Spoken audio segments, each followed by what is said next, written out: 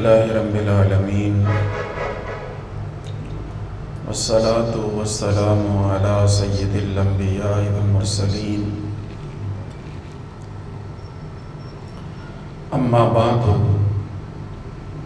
فاعوذ باللہ من الشیطان الرجیم بسم اللہ الرحمن الرحیم یا ایہا الذین آمنوا اتقوا اللہ وکونوا مع الصادقین صدق اللہ مولانا العظیم وبلغنا رسولہ النبی الکریم الامین ونحن علی ذلک لمن الشاہدین والشاکرین والحمد للہ رب العالمین۔ محبت و عقیدت سے با آواز بلند درود پاک پڑھیے۔ الصلاۃ والسلام علیک یا سیدی یا رسول اللہ وعلی آلک و اصحابک یا سیدی یا حبیب اللہ۔ الصلاۃ والسلام علیک یا سیدی یا رحمۃ للعالمین وعلی آلک و اصحابک یا سیدی یا شفیع المذنبین۔ اللہ جل مجدہ الکریم نے قرآن مجید برہان رشید میں ارشاد فرمایا یا ایہا الذین آمنوا، اے ایمان والو، اتقوا اللہ، اللہ سے ڈرو، وکونوا مع الصادقین، اور سچے لوگوں کے ساتھ ہو جاؤ۔ اب سچے لوگوں کے ساتھ جو یہ معیت ہے، جو فرمایا کونوا مع الصادقین، یہ معیت کس قسم کی ہے؟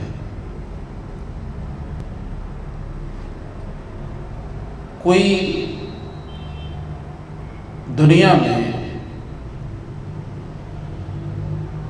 اپنی حیات ظاہری کے ساتھ موجود بھی ہو تو ہمہ وقت کی جو معیت جسمانی ہے وہ تو اس کے ساتھ بھی نہیں کی جا سکتی۔ ہر بندے کو دنیا کے بہت سے معاملات درپیش ہیں، ہر ایک کا گھر بار ہے، کاروبار ہے، اس کے اپنے معاملات ہیں۔ اب یہ تو وہ کر نہیں سکتا کہ کسی اللہ والے کی معیت میں وہ ہر وقت بیٹھا رہے، تو پھر اللہ والے تو وہ بھی ہیں کہ جو دنیا سے پردہ فرما گئے ہیں، تو ان کے ساتھ معیت کیسے ہوگی؟ اور یہ معیت جو ہے جس کا اللہ رب العزت نے ہمیں حکم فرمایا ہے، یہ کس قسم کی معیت ہے؟ امام قرطبی نے بڑی پیاری بات اس آیت کی تفسیر میں ارشاد فرمائی ہے۔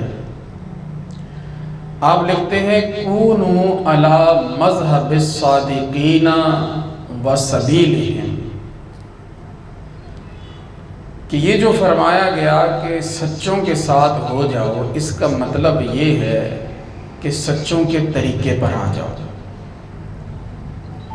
اور سچوں کا جو رستہ ہے اس رستے کو تم اختیار کر لو۔ تو حضور سیدنا غوث اعظم میرا محی الدین شیخ عبد القادر جیلانی حسنی حسینی بغدادی نور اللہ مرکزہ، اللہ جل مجدہ الکریم کے سچے لوگوں میں سے ایک ہیں، جنہوں نے اپنی ساری زندگی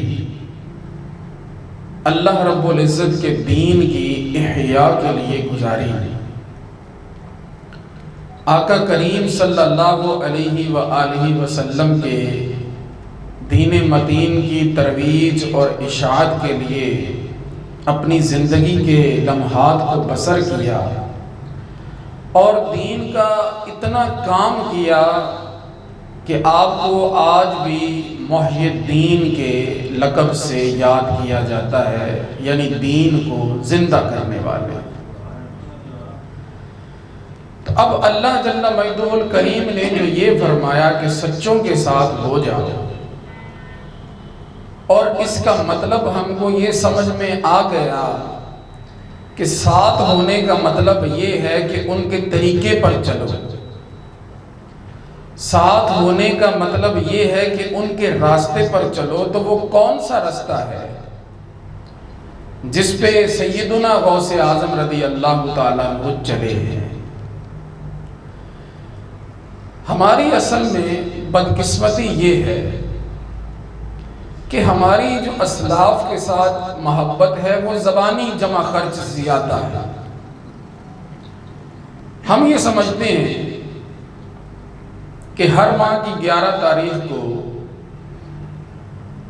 کوئی لنگر پکا کے، کوئی نیاز بانٹ کے، غوث اعظم رضی اللہ تعالی عنہ کا ختم پاک پڑھ کے، ان کو ایصال ثواب کر کے محبت کا حق ادا ہو جاتا ہے۔ اگر یہی محبت ہے تو پھر یہ ان کے راستے پر کس نے چلنا، ان کے طریقے پر کس نے چلنا؟ وہ جو ایک اسوہ ہمارے لیے چھوڑ کر گئے ہیں، اس کو کس نے اختیار کرنا ہے؟ محبت تو ہمیں بہت ہے، لیکن ہم اس محبت میں کتنے سچے ہیں، یہ ہمیں اپنا محاسبہ خود کر لینا چاہیے۔ آپ نے دیکھا ہوگا کہ ہمارے ہاں بہت سے مدارس ہیں جن کے نام غوث اعظم رضی اللہ تعالیٰ عنہ کے نام پر رکھے گئے۔ یہ مدرسہ غوثیہ ہے۔ ہماری ہر محلے میں تقریباً آپ کو ایسی مساجد نظر آئیں گی کہ جن کا نام غوثیہ ہو۔ تو کیا کبھی آپ ان مسجد والوں سے، ان مدرسے والوں سے پوچھیں کہ آپ نے کبھی یہاں غوث اعظم رضی اللہ تعالیٰ عنہ کی کوئی کتاب بھی لوگوں کو پڑھ کے سنائی ہے؟ ان کی تعلیمات کیا ہے، کبھی آپ نے اس کا بھی یہاں پر کوئی پرچار کیا ہے؟ تو ہم اپنے گھر پر، اپنی دکان پہ یا غوث اعظم شیئا للہ بڑی محبت سے لکھیں گے، یا غوث اعظم دستگیر بڑی محبت سے لکھیں گے، لیکن یہ جو ہمارا ایک ان کے ساتھ دل کا ایک تعلق ہے، جو معیت ہے ہماری ان کے ساتھ، وہ کیسی ہے؟ حضرت شیر ربانی میاں شیر محمد صاحب شرکپوری رحمت اللہ تعالی علیہ، آپ کے آستانے پر بھی یا غوث اعظم شیئا للہ لکھا ہوا، لیکن ان کے ماننے میں اور ہمارے ماننے میں کتنا فرق ہے۔ ہمارا ماننا فقط ماننا ہے، لیکن وہ جو مانتے ہیں وہ حقیقت میں ماننا ہے۔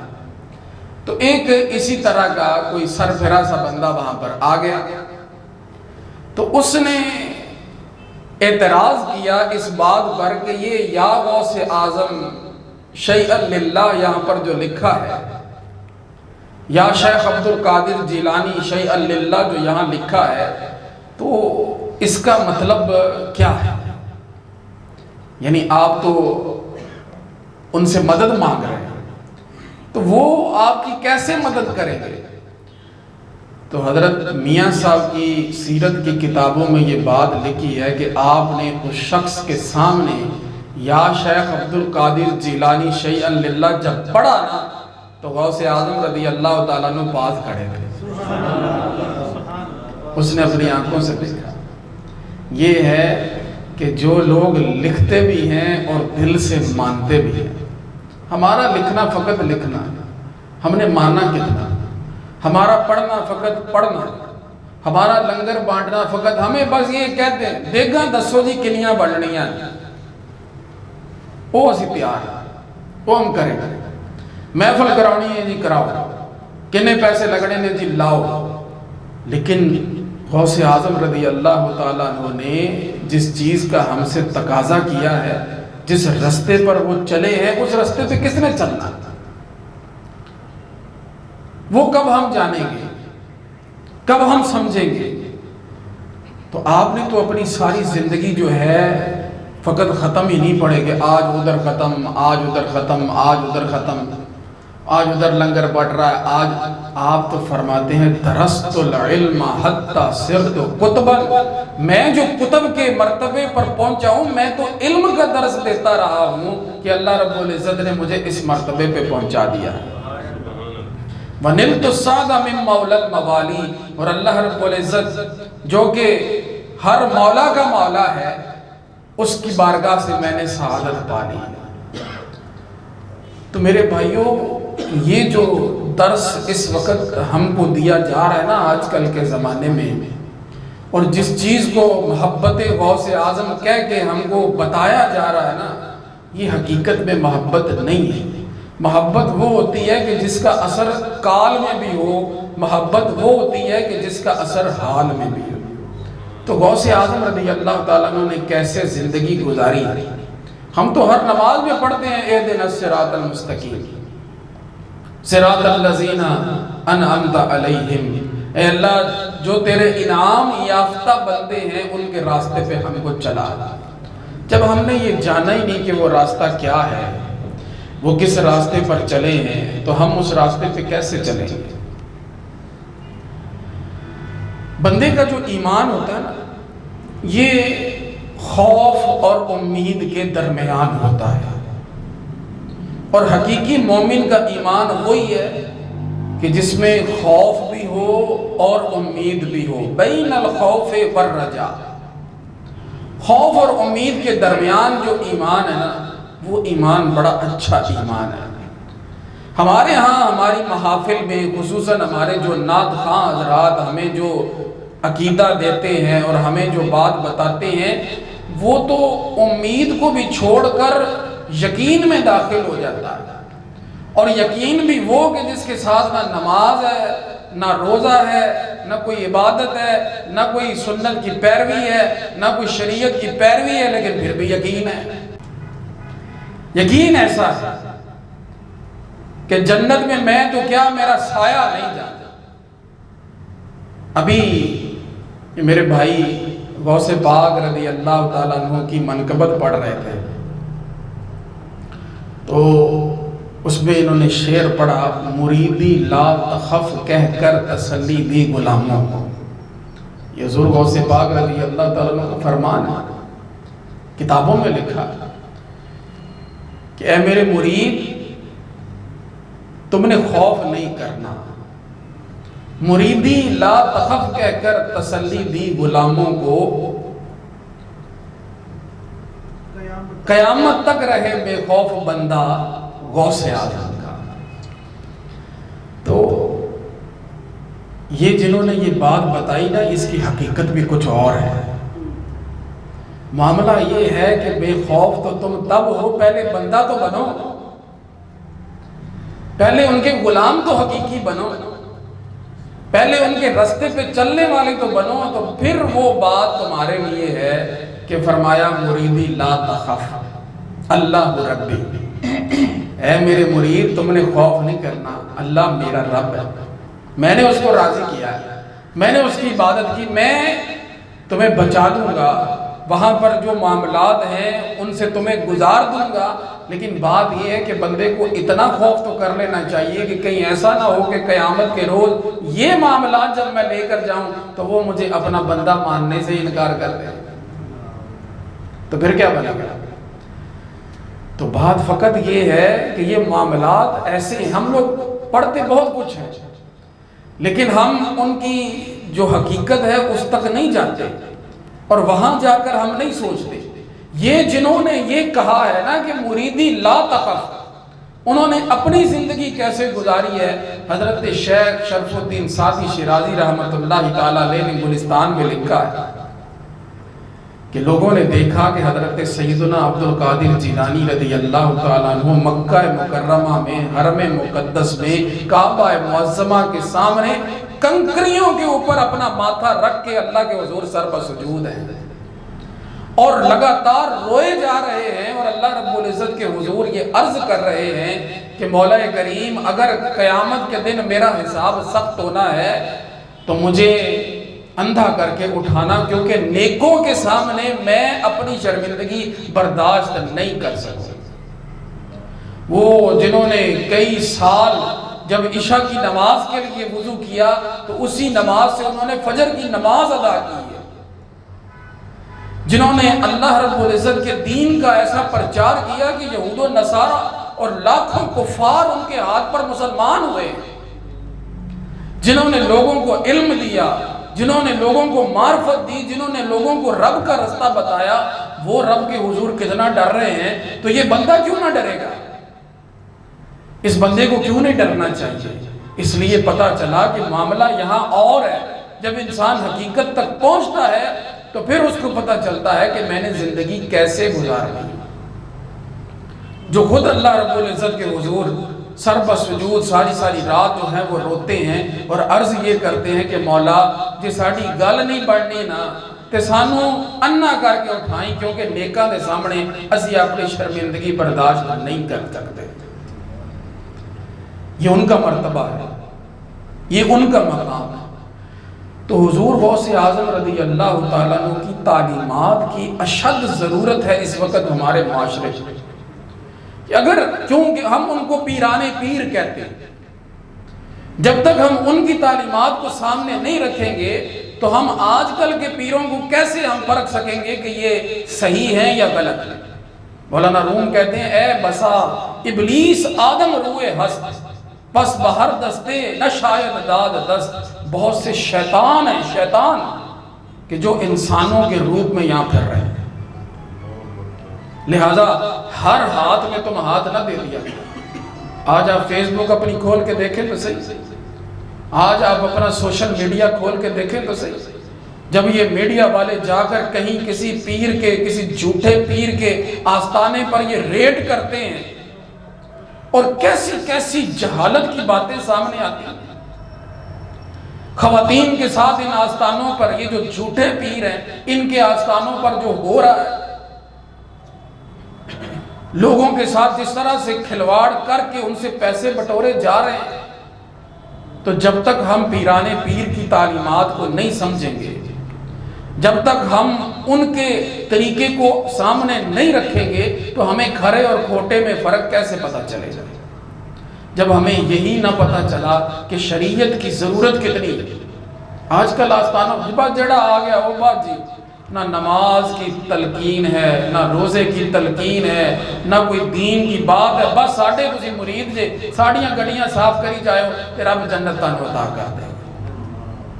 اور مرید بھی ایسے ہیں کہ جناب گھر پہ ماں بیمار پڑی ہے، باپ کو دوائی لا کر نہیں دی، باپ کا ماں کا کوئی کام کر کے نہیں آیا، یہاں پر پیر کے آستانے پر جو ہے جھاڑو دے رہا ہے۔ یہ جناب میں مریدی کر رہا ہوں، اس مریدی سے ملا کیا؟ رب کا رستہ ملا، اللہ رب العزت کی بارگاہ کا کوئی تمہیں کوئی عقدہ کھلا تم پر، تمہیں کیا ملا کیا اس ساری بات سے؟ بس کیا ہے کہ ان کے معاملات بڑھتے چلے جا رہے ہیں اور جناب مرید ہیں کہ وہ وہیں کے وہیں، اور ایسی پختگی آ گئی ہے اس معاملے میں کہ کوئی مطلب جو اس معاملے پہ کسی کو سمجھائے تو وہی برا ہے، وہی برا۔ اسلاف کے جو طریقے رہے اور اسلاف نے جس انداز سے زندگی گزاری ہے وہ واقعی لائق تقلید ہے، وہ واقعی قابل تحسین ہے، لیکن یہ بعد میں آنے والوں کو جس انداز سے ہم نے اپنا پیر اور اپنا پیشوا اور اپنا مقتدا بنا لیا ہے، اور انہوں نے مریدوں کے زور پر پھر سیاست کی کرسیوں کے لیے جنگیں کی ہیں، دین کے لیے کیا جنگ کی؟ دین کے لیے کتنا لڑے؟ دین پر جب مشکل اور کٹھن وقت آیا ہے تو انہوں نے اپنی وزارت کی کرسی سے کیا فائدہ اٹھایا ہے؟ ایک بہت بڑا آستانہ ہے، تو رات کے وقت ایک سفر پہ تھے تو کچھ ساتھی بھی ساتھ، تو ہم وہاں پر گئے، بڑے پیر ہیں، بڑے مرید ہیں ان کے، سیاست والوں کے ساتھ بڑا تعلق ہے۔ وہ جناب وہاں پر گئے تو وضو وغیرہ کرنا تھا، تو استنجا خانے میں گئے تو انہوں نے جو استنجا خانے بنائے نا پیر صاحب نے اپنے مریدوں کے لیے، یہ جو ایک فلش سسٹم ہوتا ہے، یہ سیکھ ان کو تو یہ بھی میسر نہیں ہوئی کہ اپنے مریدوں کے لیے ایک نیچے نالی کھودی ہوئی ہے اور ایک پائپ لگایا ہے، اس پائپ کے ساتھ آگے ایسے چلو جیسے وہ لوہے کے جو ہے نا وہ ایسے سٹینڈ سے بنائے جن سے پانی آئے گا۔ اب بندے کو پتہ یہ نہیں چل رہا کہ منہ ادھر کر کے بیٹھنا ہے کہ ادھر کر کے بیٹھنا ہے، اور جناب یہ اس سے استنجا اور طہارت کرنی کیسے، اور وہ پتھر کی سلیں لگی ہیں اور نیچے سے پانی جو ہے کلی کوئی بچہ گر جائے اس میں، ایسے جناب وہاں پہ بنا کر انہوں نے لوگوں کو بیت الخلا دیے۔ اب میرے جیسا بندہ تو وہاں ہو تو وہ یہ سوچے، کیونکہ ان کے مریدوں نے تو نہیں سوچنا، میرے جیسا بندہ تو وہاں یہ سوچے گا کہ کیا پیر صاحب بھی ایسے بیت الخلا میں بیٹھتے ہیں، جہاں انہوں نے اپنی بیٹھکیں اتنی بڑی بڑی اور عالی شان بنائی ہیں، جہاں انہوں نے اپنے لیے عالی شان اطلس و کمخاب کے تکیے لگائے، اپنے بڑے بڑے جناب انہوں نے کوٹھیاں اور محلات بنائے ہیں، مرید کے لیے ایک استنجا خانہ نہیں بنا سکے۔ علامہ اقبال اسی لیے روئے تھے اور انہوں نے کہا تھا کہ ہم کو تو میسر نہیں مٹی کا دیا بھی، گھر پیر کا بجلی کے چراغوں سے ہے روشن، ہمارے پاس وہ مٹی کا دیا نہیں، اور پیر جو ہے اس کے آستانے پہ جناب روشنیوں کے کمکمے جگمگا رہے ہیں۔ اللہ جانے کی جی کون سی طریقت ہے کہ جو وہ پڑھا رہے ہیں اپنے مریدوں کو اور مرید پڑھ رہے ہیں۔ غوث اعظم رضی اللہ تعالیٰ نے تو دین کا علم پڑھایا، انہوں نے تو معرفت کا سبق دیا، انہوں نے تو لوگوں کو اللہ کا راستہ بتایا، انہوں نے تو ہر چیز سے بڑھ کر فرائض کی بجا آوری کی تلقین کی۔ آپ اپنی کتاب میں لکھتے ہیں، آپ لکھتے ہیں کہ جو بندہ فرض کو چھوڑ کر نفل کی طرف جاتا ہے نا، کہ فرض ہمارے ہاں یہی مکتوبات شریف آپ پڑھیں، حضرت مجدد الف ثانی علیہ رحمہ کے، آپ کی تلقین بھی یہی ہے کہ فرائض کی بجا آوری ہونی چاہیے۔ ایک پیسہ بھی اگر بندہ اپنی فرض زکوٰۃ میں سے ادا کرتا ہے نا، تو وہ ہزاروں لاکھوں روپے جو وہ ویسے صدقہ خیرات کر رہا ہے اپنے ٹور کے لیے، وہ اس سے بہتر ہے۔ یہاں لوگ دنیاوی اپنے دکھاون کے لیے کتنا کچھ خرچ کر رہے ہیں، لیکن کیا ہے کہ حج فرض ہے، حج کرنے کے لیے نہیں جا رہے، یہ وہاں مشقت ہے۔ یہاں پر قبروں کے اوپر بڑی بڑی مہنگی چادریں چڑھانے کے لیے تیار ہیں، وہاں ان کو کہیں کہ فانوس لگوانا ہے تو 2-4 لاکھ کا وہ لگوانے کے لیے تیار ہے، لیکن اگر ان کو یہ ہے کہ ان کے آستانے پہ جا کے 2 رکعت نماز نفل پڑھنی ہے تو وہ ان سے نہیں پڑھی جائے گی۔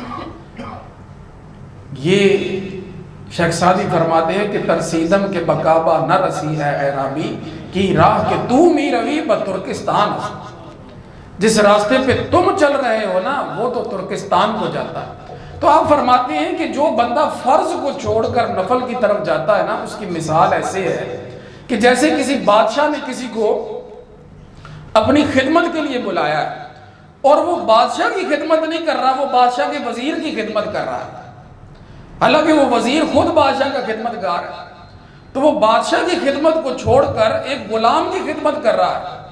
تو ایسا ہے اس بندے کا معاملہ کہ جو فرض کو چھوڑ کر نفل کی طرف جا رہا ہے، ساری رات کی محفلیں، فجر کی نماز میں آئی کوئی، اتنی بڑی محفل ہوئی، لوگوں کے لیے رکھ دیے انہوں نے کوئی 100-150 عمرے کے ٹکٹ۔ اب جو وہاں پر گئے تھے نا ان ٹکٹوں کے پیچھے، ان سے پوچھے کہ وہاں پر لوگوں نے فجر کی نماز کیسے پڑھی، کہ کسی کے پاس وضو کرنے کا بھی کوئی سلسلہ نہیں تھا کہ کہاں جائیں، اتنے لاکھوں کی تعداد میں لوگ وضو کہاں کریں، اور ساری رات کے وہ لوگ بیٹھے ہوئے، اور آپ فقط اپنی ناموری کے لیے فجر کی نماز کے بعد جو ہے قرآن اندازی کر رہے ہیں، اس کے بعد بھی 4 تقریریں کروا کے بیٹھے رہے، دنیا دیکھے کہ کتنے مرید آئے، تو بتائیں کہ یہ جو آپ ان مریدوں کے ساتھ کھلواڑ کر رہے ہیں، اور مرید ہے وہ یہی کہتا ہے بس جناب پیرا نے بخشوا دینا، خدا را ہوش کے ناخن لیں، کچھ سمجھیں، کچھ سوچیں، اپنی 5 وقت کی نماز جو ہے اس کو پابندی سے ادا کریں، رمضان کے روزے جو ہیں وہ اچھے انداز سے جو ہے وہ ادا کریں، زکوٰۃ فرض ہے اس کو ادا کریں، حج فرض ہے اس کو ادا کریں، سرکار کی شریعت پر عمل کریں۔ حضور کی شریعت کو چھوڑ کر اگر کوئی یہ سمجھتا ہے نا کہ اس کو جنت مل جائے گی، تو وہ ایسے ہی ہے کہ جو کوئی کعبے کا ارادہ کر کے تو چل ترکستان کی طرف پڑا، تو پھر کعبے تو نہیں وہ پہنچ سکتا۔ اللہ والوں کے پاس بہت کچھ ہوتا ہے، رب کریم ان کو ہر علم اپنی بارگاہ سے عطا فرما دیتا ہے، لیکن کچھ لوگ یہ سمجھتے ہیں کہ یہ جو اللہ والے ہوتے ہیں نا، ان کو جو ہمارے پاس ہے وہ ان کے پاس نہیں۔ ہمارے ہاں آج کل ویسے بھی دنیا داری ہے، لوگ یہ سمجھتے ہیں کہ بچہ جو ہے وہ ڈاکٹر بن جائے گا، انجینئر بن جائے گا تو وارے ہی نہیں آ رہے ہیں، اور دین کا جو ایک سلسلہ ہے اس میں لوگ اپنے بچوں کو نہیں داخل بھی نہیں کراتے، اور غریبوں کے بچے جو ہیں وہ پڑھ رہے ہیں اور وہی سارے سلسلے کر رہے ہیں۔ لیکن اولیاء کرام جو ہے نا وہ ہر علم ہی جانتے ہوتے ہیں، ان کو پتہ ہوتا ہے۔ باقی اللہ رب العزت نے ہر فن کے لیے رجال بنائے، ہر ایک کا اپنا اپنا کام ہے۔ کوئی بندہ یہ سمجھے نا کہ جناب میں تو فلاں فن میں ماہر ہوں تو دوسرا جو ہے وہ اس فن میں ماہر نہیں ہے۔ ہر ایک بندے کے پاس اپنی اپنی بات ہے اور اپنے اپنے نظام ہیں۔ جو اللہ والے ہیں ان کو بھی دنیا داری کے سارے سلسلے آتے ہوتے ہیں، اور جو دنیا دار ہیں وہ ان کو چاہیے کہ وہ اللہ والے بنیں، وہ اس طرف چلیں اور اس طریقے کو اختیار کریں۔ اب بہت سے لوگ ہوں گے کہ جناب جن کو بڑے بڑے دنیا داری کے کلیے آتے ہوں گے، فلاں چیز آتی ہوگی، فلاں چیز آتی ہوگی، مجھے وہ نہیں آتی، میں کیا ہے کہ وہ چند دن لگاؤں گا تو میں وہ یاد کر لوں گا۔ لیکن بات یہ ہے کہ جو مجھے داربا یدربو کی گردان آتی ہے وہ بھی تو ان کو نہیں آتی نا، ان کو یہ بھی تو سیکھنی پڑے گی نا، اس کے لیے ان کو بھی تو 8 سال مدرسے میں لگانے پڑیں گے۔ حضرت سعد الدین تفتازانی علیہ رحمہ عالم ہے، ایک بادشاہ کی تیمور لنگ اس کا نام ہے بادشاہ کا، اس کے پاس بیٹھے ہوئے، زلزلہ آ گیا تو آپ اٹھ کر باہر جانے لگے، تو اس نے کہا کہ آپ ماشاءاللہ عالم باللہ ہیں، عارف ہیں، میں بادشاہ ہوں، میں بیٹھا ہوں اپنی جگہ پہ، تو آپ کیوں بھاگے جا رہے ہیں باہر کو، اتنے گھبرا کیوں گئے؟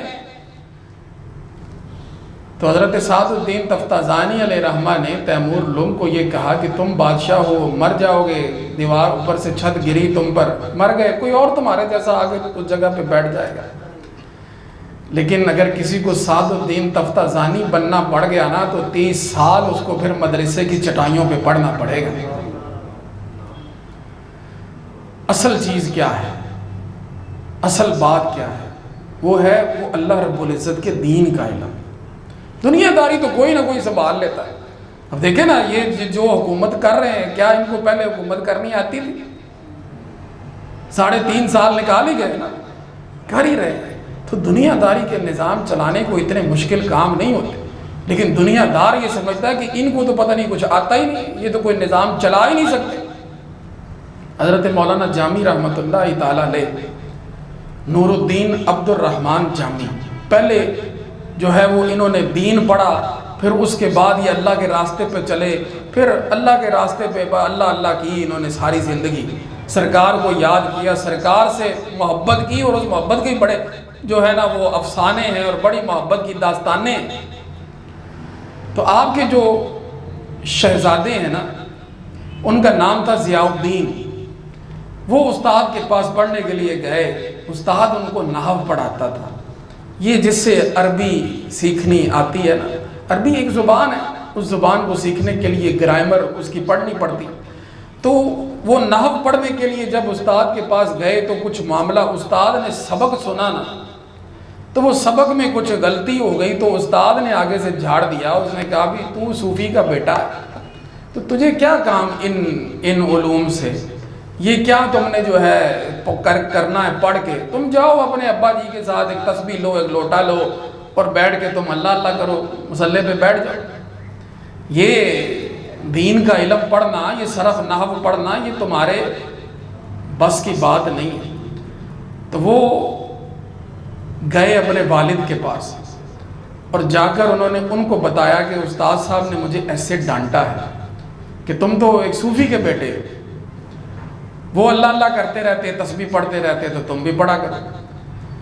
تو حضرت مولانا جامی رحمۃ اللہ تعالیٰ علیہ نے جب یہ بات سنی نا اپنے بیٹے کی، تو آپ نے اپنے بیٹے کے لیے ایک کتاب لکھی جس کا اصل نام ہے فوائد ضیائیہ. نحو کے اوپر انہوں نے کافیہ کی شرح لکھی، کافیہ کتاب ہے، اس کی شرح لکھی. اب وہ کتاب کو پڑھانے کے لیے بھی کوئی جگرے والا مولوی ہونا چاہیے جو اس کو پڑھا سکتا ہو، جس کو عام ہمارے علماء، کوئی بندہ اس وقت تک مولوی نہیں بنتا صحیح جب تک کہ وہ مولانا جامی کی وہ شرح ملا جامی نہیں پڑھتا. تو وہ پڑھانے کے لیے بھی نا کوئی دل گردے والا استاد چاہیے جو کہ اس کو پڑھائے. اتنے اس کے اندر آپ نے رموز اور اسرار فقط نحو کے لکھ دیے.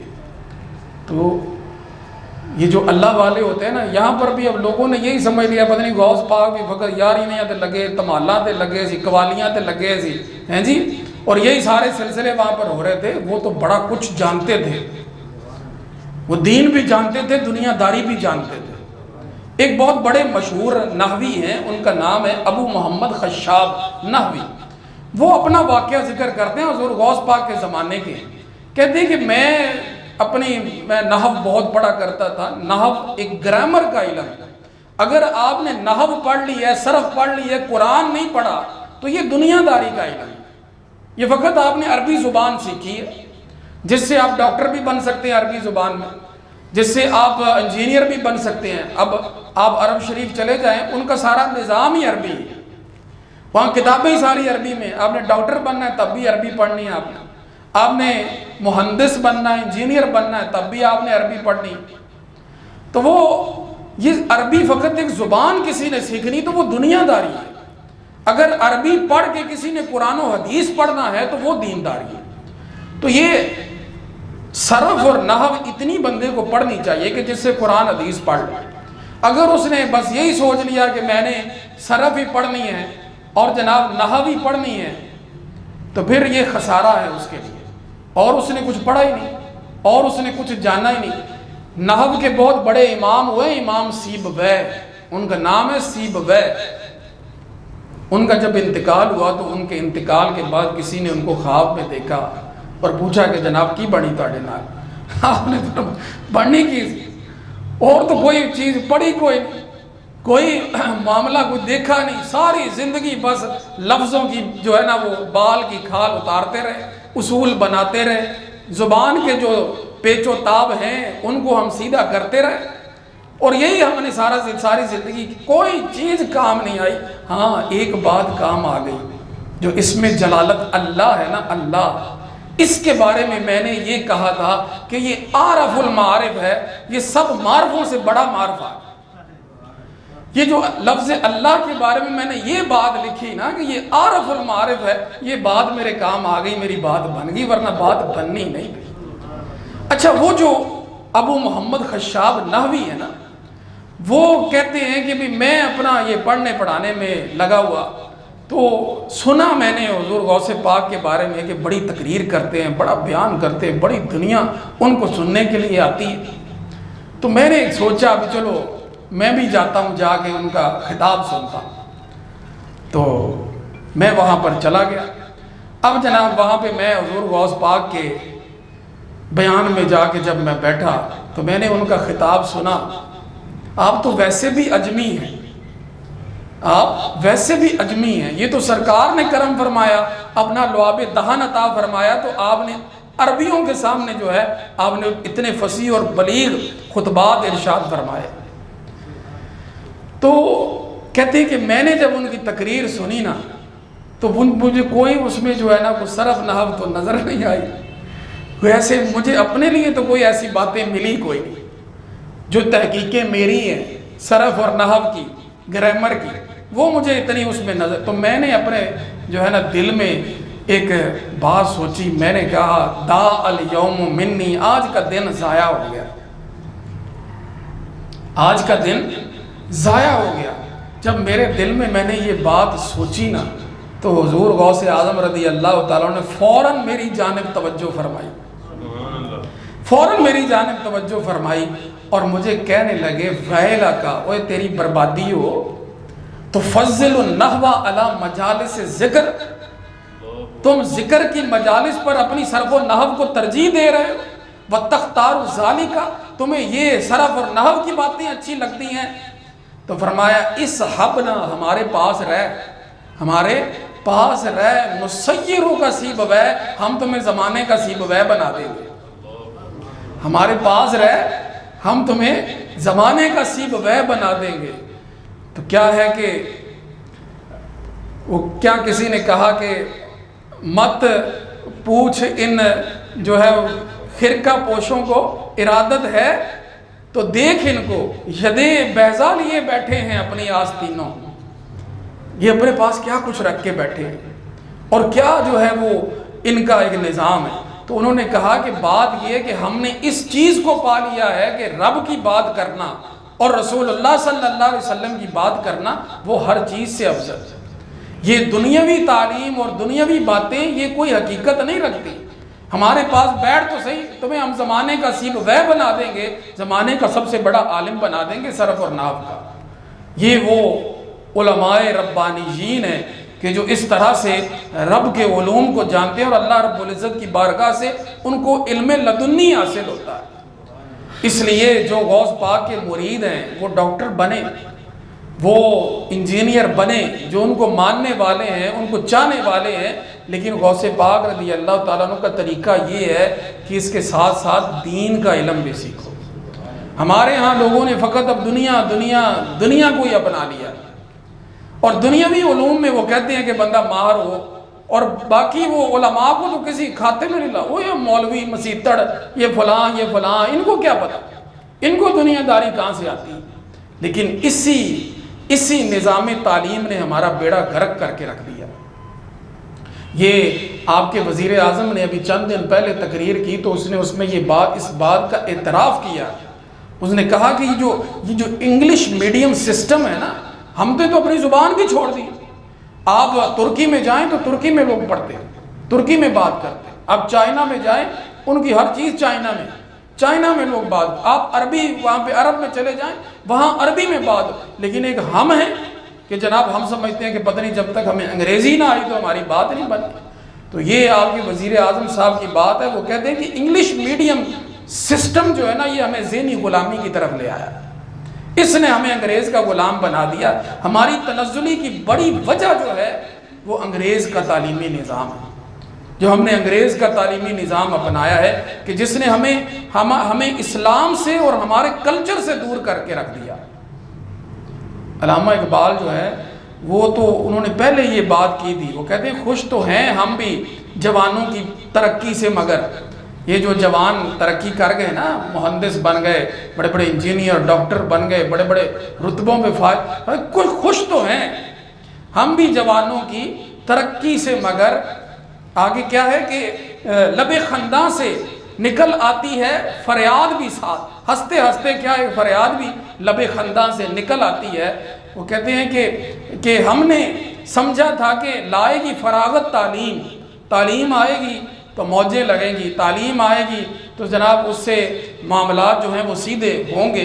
کیا خبر تھی کہ چلا آئے گا الہاد بھی ساتھ. یہ ہمیں کیا خبر تھی کہ لوگ ویسے ہی بے دین ہو جائیں گے، معاملات ہو جائیں. اب لوگ جناب کسی اللہ والے کی تو بات سنتے نہیں. وہ کہتے جی پروفیسر سامنے کوئی دین دی گال دس ہے، اور پروفیسر جناب وہ کیا ہے، وہ ادھر کا مطالعہ، وہ ادھر کا مطالعہ، پٹھیاں سیدھیاں جو کچھ جناب فیس بک سے لوگوں کو وہ دے رہا ہے جناب، اور لوگ لے رہے ہیں. لوگ کہتے جی دین کی بات تو یہ ہے، معاملہ تو یہ ہے. یہ پیروں فقیروں کو کیا پتہ ہے، کیا ان کے پاس ہے. تو جو اللہ والے ہوتے ہیں نا ان کو اللہ رب العزت نے بہت کچھ عطا فرمایا ہوتا، بہت کچھ عطا فرمایا ہوتا۔ اپنا اعلیٰ حضرت امام اہل سنت فاضل بریلوی رحمۃ اللہ تعالیٰ علیہ آپ فرماتے ہیں کہ میں نے جو ہے نا یہ حساب کتاب کے لیے، وراثت کے لیے جو معاملات ہیں، ان کے مسائل کے حل کرنے کے لیے جمع تفریق ضرب تقسیم اس کے کوئی قاعدے میں نے کچھ پڑھے۔ اب میرا دل تھا کہ میں ریاضی کی کچھ کتابیں پڑھوں۔ ریاضی پہ بڑے بڑے علماء نے بڑی بڑی کتابیں لکھی، شرح چغمینی ہے اور علم الہندسہ ہے، پتہ نہیں کیا کیا کتابیں۔ تو میں نے، میرا دل کیا کہ میں وہ پڑھوں، لیکن میرے والد صاحب نے مجھ کو منع کر دیا، کہا کہ سرکار جب کرم فرمائیں گے نا تو یہ علم تم کو سرکار کی بارگاہ سے ویسے ہی جو ہے نا وہ صدقے میں مل جانے۔ اور پھر اللہ رب العزت نے ان کو وہ مقام عطا فرمایا کہ ہندوستان کے بڑے بڑے ریاضی دان اس بات کو مانتے تھے کہ اگر کوئی بندہ نوبل انعام کا حقدار ہے نا تو وہ اعلیٰ حضرت فاضل بریلوی ہیں۔ فقط انہوں نے یہ جو لوگارتھم ہوتا ہے نا جو ریاضی میں پڑھا جاتا ہے، اس پر ان کی کتابیں موجود ہیں، حالانکہ پڑھا بھی نہیں، لیکن اللہ رب العزت نے وہ اپنی جناب سے ان کو عطا فرمایا ہے۔ تو یہ تو سرکار کی اس حدیث کا فیض ہے کہ بندے کو جتنا علم ہونا وہ اس پہ عمل کرے تو اللہ اس کو وہ علم بھی عطا فرما دیتا ہے کہ جو وہ نہیں جانتا۔ لیکن یہاں پر لوگوں کے پاس علم بھی ہوتا ہے لیکن لوگ عمل نہیں کرتے، اور لوگوں نے فقط باتیں اپنی نسبتوں پر رکھی ہیں کہ جناب یہ باتیں ہماری بن جانی ہے۔ نسبت اپنی مضبوط تو کرو، پہلے اپنا تعلق تو صحیح قائم کرو۔ تو اللہ جل مجدہ الکریم کی بارگاہ میں دعا ہے کہ رب کریم ہمیں صحیح معنوں میں غوث اعظم رضی اللہ تعالیٰ عنہ کا غلام بنائے۔ تو انشاءاللہ اس ہفتے ہم نے انہی کی، اس مہینے انہی کی باتیں انشاءاللہ ہم نے کرنی۔